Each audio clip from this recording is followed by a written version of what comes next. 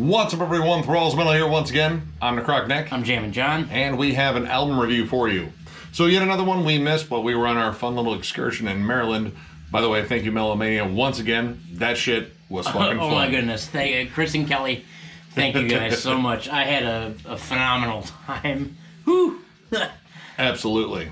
But again, we missed some albums, but we decided we're going to come back and at least take care of a few of them. And one we missed was the debut full-length from Canada's Expunged. Into Never Shall. I have no idea what that means. Me either. But that's the name of the album. Came out on the 30th of July on Hell's Headbangers. Also, this gentleman's 40th birthday. Yep. Goodbye, 30s. Ta-ta. They're just... You are gone. There they go. It's over. There's nothing left. I know. Don't worry. I scouted ahead for you. And you're right. There is nothing left. It's great. You just wake up with no hope. It's amazing. Yep. So this band formed in 2019 in Ontario, Canada. Again, debut full-length. They had an EP that came out last year, the self-titled one. I actually covered it in a collection update. And the bassist slash vocalist of this band is also the main guy behind Ice War, which is a trad metal, speed metal band out of Canada as well. So this is his foray into, I guess you could say Swedish death metal, but it's kind of like D-beat punk, Swedish death metal, and maybe a little bit of thrash metal too. A little bit. So right from the rip with the intro track, I guess you can call it an intro track. I will call it an intro track because it's an instrumental. There are some samples. They are kind of creepy, horror synths, almost kind of a harpsichord effect. But I like the fact that it's at least musical. It's not just like, oh, we have all these spooky Halloween It's tapes. not just a creepy, noise-laden, like, what's around the corner? Ew. Oh, no! Not that. No, there's actually a band playing on there, and straight up, a very Swedish death metal. And I have to say, like, listening to this album, and right away from this first track, I could tell they were going for, like, further back. Like, they're not trying to sound like HM2 bands now. More so, they wanted to sound like the ones that, started, namely Entombed, Left Hand Path, or Dismember. And, well, I think they kind of got the mix wrong. And the mix is just kind of interesting on this because it can vary from track to track. But this first one, we immediately noticed that snare is really quiet. Really quiet. And it could be because the guitar tone is very loud. Yes. And just the rhythm guitar. It overpowers the bass. The kick drums are great, the cymbals are a little thin, but that snare is just gone. Yeah, it kind of gets washed out, and I mean, yeah, the guitar tone's great, but you kind of need things at least a little bit more evened out because that guitar tone kind of takes over, and the only other thing that kind of is in that same range are the vocals on here, and you get that right away with the second track, or technically the first real track on here, Gas Attack. The vocals are also out front, and they're very punky. Like, honestly, most of this screamed more D-beat or like a D-beat band playing Swedish death metal. It leans really heavily on the punk side of things. Big on the D-beats. You get thrashy, sections too, blast beats, but mostly it goes back to that D-beat because that D-beat seems like it's kind of a comfort zone. And honestly, their EP had a lot of D-beat too, but I think it felt a little bit more like comfortable. They weren't trying to do as much Swedish death metal stuff on it. Yeah, this is like just really straightforward. Just the whole time. And the drummer's got about 3 beats that he plays with. One is just that straightforward D beat. The next is a blast beat. And the blast beats really don't stick around for a whole long time. And then the only other thing is like a halftime D beat. And that's it. That is about it.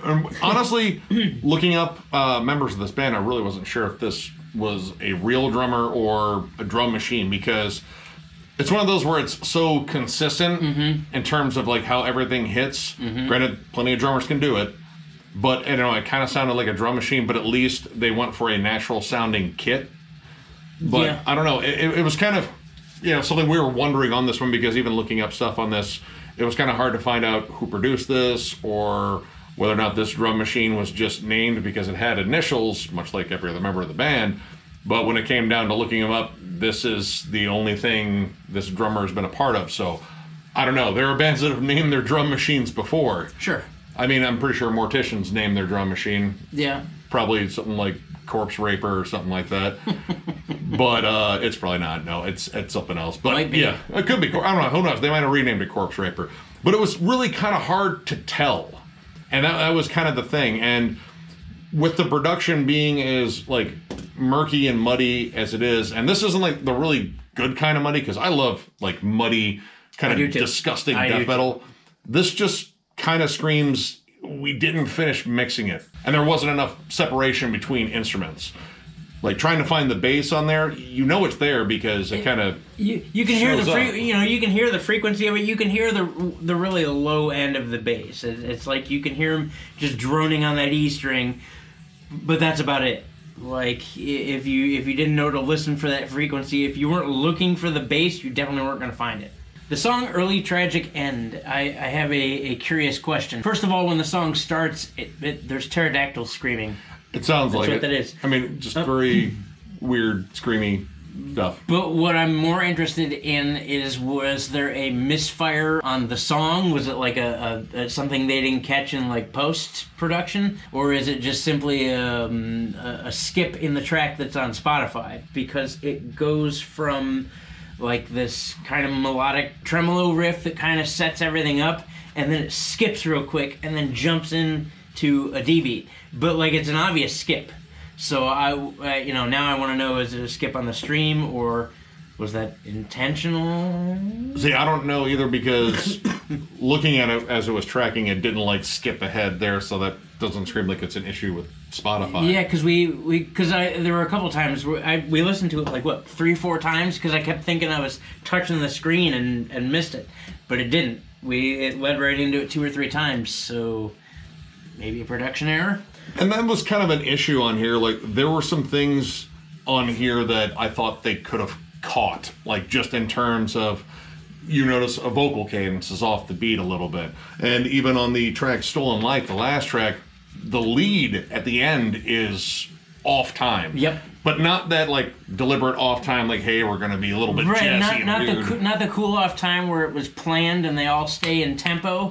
Like, this is straight up, We missed. And I can't tell if they came in too late or too early, but it's definitely not on. It was to the point where like both Nick and I kind of perked up and looked at each other like, is that off? That sounds off. And it sounds like it's rushed. That was kind of a thing on here. Like, a lot of these songs kind of stay the course. Like, pretty much, everything we said about the drum beats, kind of the same thing can be said about the riffs and the song structure. Now, there are some songs that definitely step outside of it. Drown in Fire, a little bit more mid-tempo groove, a little bit more of that bolt thrower double time, and honestly, some better melodic hooks.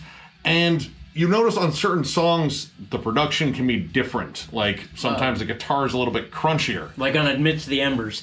That was where, like, even the snare drum was a little bit more present in the mix, and it sounded like at this point, if the drums weren't programmed, this is the song where the drums sound most natural, like realistic, like could be a real drummer. It's blended a little bit better. Yeah. That guitar tone, while it's still loud and in your face, doesn't overpower everything. Like, the snare shows up, and that's cool. And then the song Mass Grave, in my opinion, I mean, this is definitely a standout track. Oof. Because it has this huge groove in the beginning of it. That opening riff. Oh. Yeah, like, and it's the first time really in this album where you hear something different that's not let off just immediately into a D beat or immediately into a little blast or immediately, just a tremolo-laden melody. Like, this is the first time where it gets heavy and there's a bit of a stomp to it, and you're like, all right.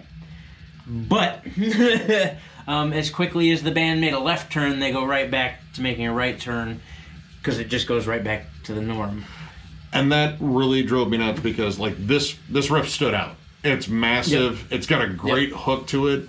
They even throw in like a cool lead melody, but they immediately abandoned it. They kind of left it behind. It did not repeat the rest of the song. And that was a bummer. Yeah. That was a hell of a riff. That was a giant hook. Yep. And honestly, it was like one of the slowest moments on the album to that point.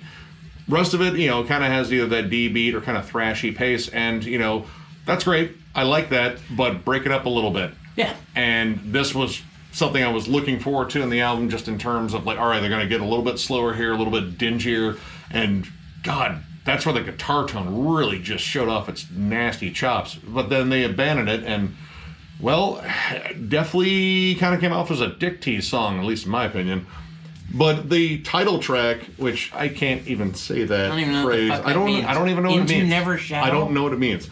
That one actually did at least what I think Massgrave should have. Okay, they opened up with a slower, more punchy, kind of doomy sound. Almost a doomy stomp riff. Yeah. Yep. And again, cool lead melody on top. Then it goes into the bulk of the song, but it transitions better. It kind of leads in the next riff, and there's actually a really good melodic hook in the thrashy riff. Yep. And then it brings back that big, chuggy stomp. Yeah. I just feel like they were kind of like more aware they had written a good hook there, and they wanted to bring it back. And I don't know, maybe they missed it. Maybe they didn't hear how awesome that Massgrave's riff was. But that one, I kind of like the fact that they at least brought it back. And they wrote a good song there. I thought that was a well-constructed song. But when it came down to like their overall sound, I think the song where, at least to me, they sounded the most comfortable was Amidst the Embers. This is the straightforward D-beat song. It is almost entirely D-beat except for one slight breakdown section. But honestly, this felt more comfortable. They were just going straight ahead. They weren't trying to sound like Left Hand Path or any like old school Swedish death metal, really. They were going for straight up, simple, aggressive D-beat. And it was fun. It was energetic. It had a good hook to it. Wasn't trying to fiddle around too much with melody.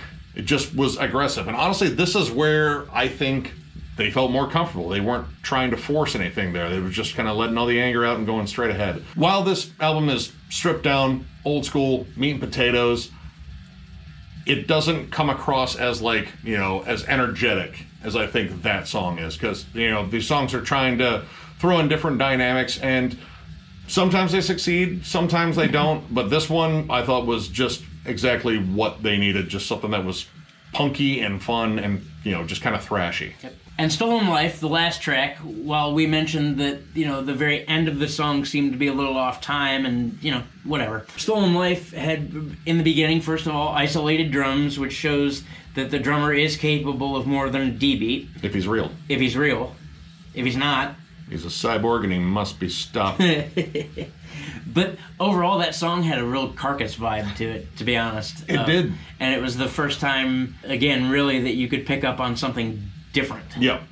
The off-time groove really reminded me a lot of Kano in style. But it was kind of like, at this point, like, I needed this a little bit earlier in the album. Yes. I needed something to break up the pace of it. Because what they do is good. It's just, this is kind of a crowded subgenre of a subgenre, I guess. There's lots of HM2 bands out there, and a lot of them do really good as well. This felt a little too bare bones for me. Yeah, it's really safe. There's not a lot going on, unfortunately. And there could be, because they threw in teasers, like in, Stolen Life and Amidst the Embers, pretty much like the last 4 songs. They threw in little curveballs, so I know that there can be more, but they played it safe. Yeah. Now, who knows as well, we tried to look up this band and there really wasn't much. A new band. And a new band. Were they rushed? Was it something that they had to get out? Was it, something contractually based where they were like, okay, the pandemic's, what it is. We still got to release an album, and maybe that was this. Don't know. But whatever the issue was, if there were any issues, it's missing some flash to it. Like, honestly, thinking about how much this sounded like Left Hand Path, and it really has, like, moments that sound exactly like it, like the big cymbal grab stomps and everything. Yeah. The guitar tone, the production seems like they were going for that really old sound.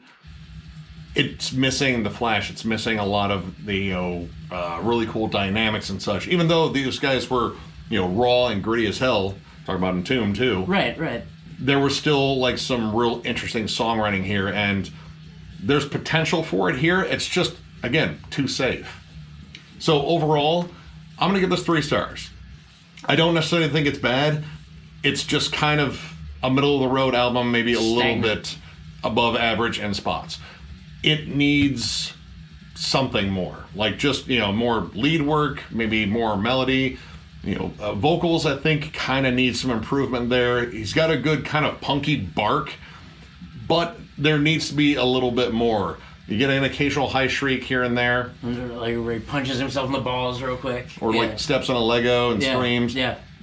There just needs to be a bit more. This is a little too bare bones. And the competition in terms of this sound is, you want to call it a competition. There's a lot of people that just love this sound. There's a lot of bands out there. There's a lot of bands out there, and you got to throw out something that makes it stand out. And this, unfortunately, kind of, is in the middle of the pack. I think it's good. I think there's a lot of potential here. But overall, it's just kind of their album, but it does have some promise. So 3 stars. I still urge you to check it out. Don't just trust me. I don't know. Right, yeah, we don't know what the hell we're saying. So, yeah, just check it out. I'm going to go with Nick. I'm going to give it 3 stars as well. It's still solid death, thrash, crust punk, whatever it is. They do what they do well, but they really, really stick close to home base. And I'm not saying that everything we listen to has to be crazy and technical and blast beats all the time, but like there's still a way to be straightforward yet keep it interesting. Yeah. Like a lot of these songs, at least the first 7 songs, all really blend together. Like there's not a lot of even variance in the melody. There's not a lot by variance of like tempo changes. It really is just this straightforward D beat, which again is cool. But, if you're going to do something that straightforward, at least let the riffs walk a little bit just to break it up. The vocals were there. He did what he did. I can't scream that low, so, good job. As a drummer, I would have liked to have seen more out of the drum department. All in all, it wasn't a bad jam. It was just really close to home. Home meaning Stockholm. It was just too A to B. There was no mix. It was never A, B, C. It was just pretty much A, B. And it was good, but it was really, middle of the road. Yeah. I would like to see them play more towards, the songs I did like, the variances in Stolen Life or the variances in Mass Grave or Into Never Shall, where it was something different and something to catch the eye and the ear. I just want to see more of that. Yeah. But still 3 stars, and again, go out and listen to it. Don't listen to me. I've listened to thousands of albums now. I don't know what the hell I'm talking about. I'm just here. So go out and jam it for yourself. Pick it up. You may like it. He's 40 now. He's old and bitter. Right. I'm old and bitter. Old. Definitely old. So, if you enjoyed this video, give it a thumbs up. And if you are new to the channel, subscribe because we do stuff like this all the time. We are also on Patreon, so if you'd like to help us out there will be a link below in the description. We're going to work on throwing more stuff on there. For those of you that are already there and wondering why the hell you're giving us $3 a month to sit on our fucking thumbs, there's more coming. There is more coming. There's more coming. We've been busy with things, so... Stuff and things. Stuff and things. But we're going to get back to it. Yep. And we have shirts available still, mostly just large, extra large, small, and double X. We are going to be getting some more here soon, as well as possibly some other stuff just to slap our big dumb logo on. But if you are interested in any shirts in those sizes, hit us up on thrallsofmetal@gmail.com and leave us a message, put shirts in the title. We will get back to you, get your information, and get you a shirt, hopefully. So with that, I thank you very much for watching, and we will catch you later.